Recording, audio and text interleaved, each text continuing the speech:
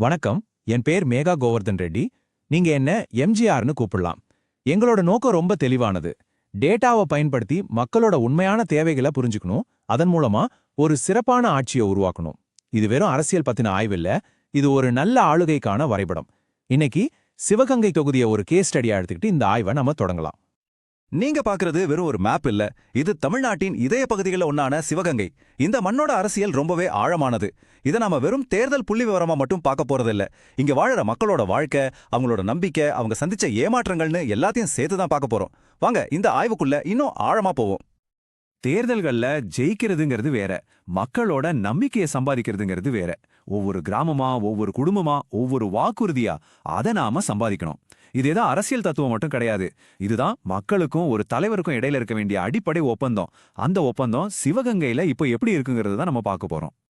சரி, பகுதிக்குள்ள போலாம். மண்ணிலிருந்து வரும் சிக்னல்கள். சிவகங்கையோட அரசியலை நாம தெரிஞ்சுக்கணும்னா முதல்ல அந்த மக்களோட வாழ்வாதாரத்தையும் அவங்களோட அன்றாட போராட்டங்களையும் புரிஞ்சுக்கணும். இந்த ஒரே ஒரு நம்பர் 69% சிவகங்கையோட முழு கதையும் சொல்லுது. அதாவது இங்க இருக்கிற வாக்காளர்கள்ல கிட்டத்தட்ட 70% பேர் கிராமப்புறங்களை சேர்ந்தவங்க. அப்போ அவங்களோட கவலைகள், அவங்களோட வாழ்க்கை எல்லாமே நிலம், தண்ணி, உள்ளூர் ரோடு வசதிகள் இதை சுத்தி தான் இருக்கும். அவங்களோட குரல் வயல்வெளிகள்ல இருந்தும் கிராமத்து சாலைகள்ல இருந்து தான் ஒலிக்குது. ஆனா இங்க ஒரு பெரிய முரண்பாட்டை நாம பார்க்க முடியுது. ஒரு பக்கம் 10ஆம் வகுப்புல மாணவர்கள் 98% தேர்ச்சியோட அசத்துறாங்க. ஆனா இன்னொரு பக்கம் படிச்சு முடிச்ச இளைஞர்களுக்கு உள்ளூர்ல வேலைவாய்ப்பு இல்ல. அதனால அவங்க தங்களோட சொந்த ஊரை விட்டு வெளியேற வேண்டிய கட்டாயத்துல இருக்காங்க. இந்த கனவுக்கும் யதார்த்தத்துக்கும் இடையில எடுக்கிற இந்த பெரிய இடைவெளிதான் இந்த தொகுதியோட மைய பிரச்சனை. மக்களோட விரக்திக்கு காரணம் என்ன? இதோ பாருங்க, 300 கோடி ரூபாய் மதிப்பிலான காவிரி கூட்டு குடிநீர் திட்டம், அதாவது ஒவ்வொரு கிராமத்துக்கும் சுத்தமான குடிநீர் கொடுக்கிற திட்டம் இன்னும் நடந்துகிட்டே இருக்கு.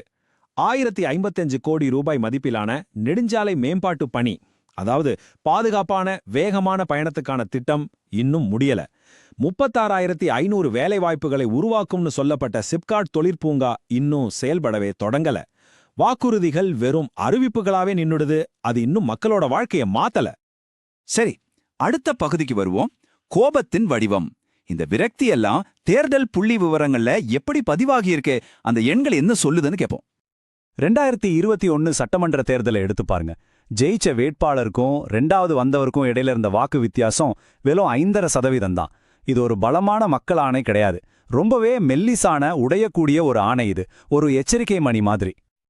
இன்னும் ஆழமா பார்த்தா ஆளுங்கட்சிக்கு எதிரா 45% வாக்குகள் பதிவாகியிருக்கு. இது ஆளுங்கட்சி வாங்கின வாக்குகளை விட அதிகம். இதோட அர்த்தம் என்னன்னா, ஆளுங்கட்சிக்கு எதிரான மனநிலை ரொம்ப வலுவாகவும் ஒருங்கிணைஞ்சும் இருக்கு. இது ஒரு மாற்று தலைமைக்கான தெளிவான வாய்ப்பை காட்டுது. நாம ஒரு விஷயத்த தெளிவா புரிஞ்சுக்கணும். தகவல் அறிந்து பொது வெளியில பேசுறதுங்கிறது நம்ம அரசியல் அமைப்போட ஒரு முக்கியமான மதிப்பு.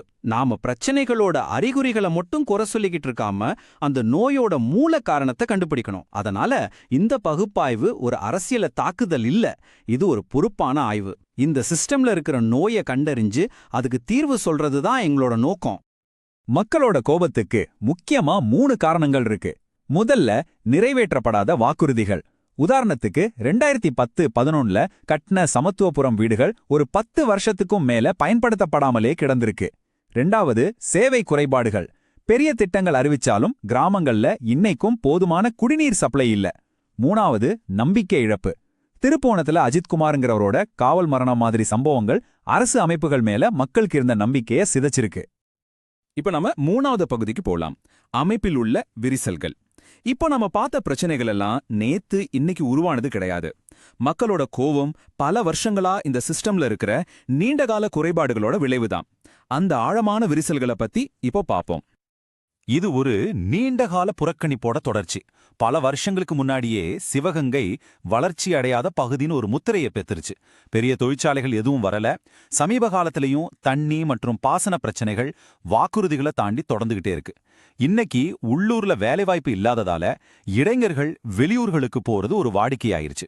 இது ஒரு தலைமுறை பிரச்சனை இல்ல, இது ஒரு வரலாற்று பிரச்சனை. சரி, இவ்ளோ அதிருப்தி இருந்தும் ஏன் ஒரு பெரிய மாற்றம் நடக்கல? அதுக்கு ஒரு சின்ன அரசியல் கணக்கு இருக்கு. ஆளுங்கட்சிக்கு எதிரான வாக்குகள் பல கட்சிகளுக்கு நடுவுல சிதறிடுது.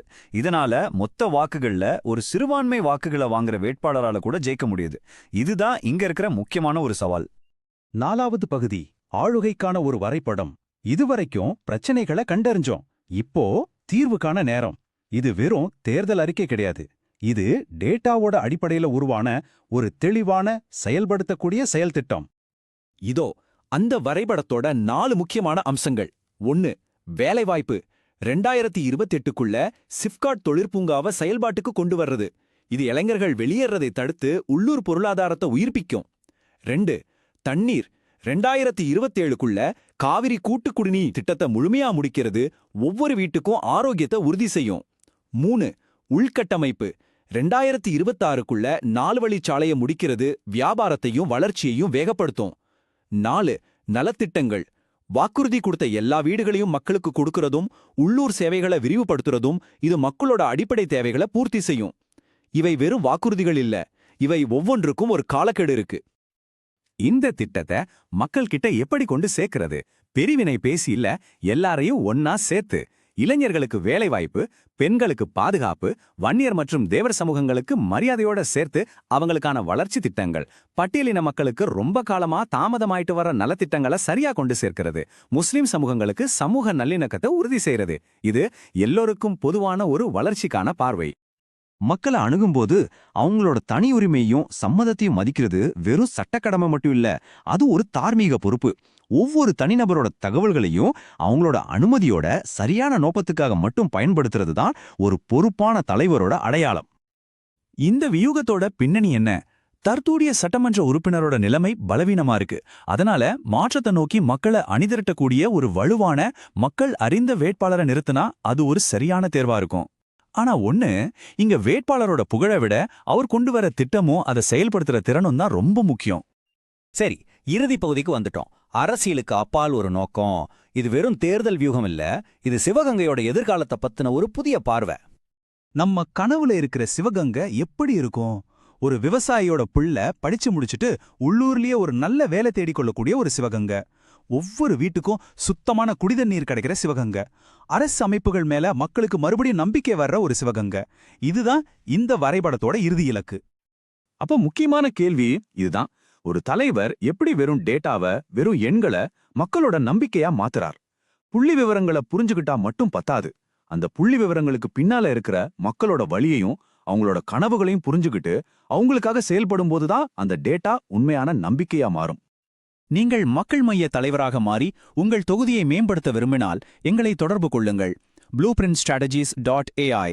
எங்கள் மின்னஞ்சல் முகவரி mgr@blueprintstrategies.ai மற்றும் தொலைபேசி எண் 08042041602. வாருங்கள், அரசியலை தாண்டி மக்களுக்காக பணியாற்றுவோம்.